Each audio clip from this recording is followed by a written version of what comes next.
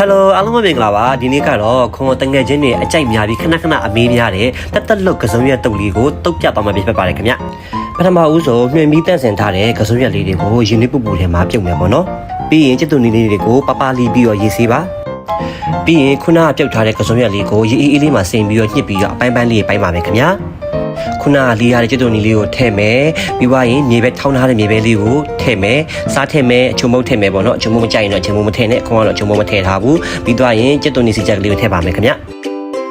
ပပမဖြစ်ကတော့မှွေးပေးမှုတ်အကြက်မှုတ်ပေါ့နော်အဲ့ဒါလေးမပါရင်လုံးဝစားမကောက်ပါဘူးပြီးွားရင်ကျက်သွငယ်သီးအနီလေးတွေကိုကိုစားနေတဲ့လောက်လေးညှက်ထည့်ပါမယ်ခင်ဗျပြီးွားရင်တုတ်လိုက်ပါတော့မယ်ဒါခွန်ကလက်ဆေးထားပြီးသားကိုစားဖို့တယ်ပဲဆိုတော့လိုက်မစွတ်တော့ဘူးပေါ့နော်အော်ဒါနဲ့အချင်းကြိုက်တယ်ဆိုရင်တန်ညာတီတီတစ်စိတ်ကိုနည်းနည်းလေးညှစ်ထည့်ပါဒါဆိုပို့ပြီးတော့လေးလေးနဲ့ပို့ပြီး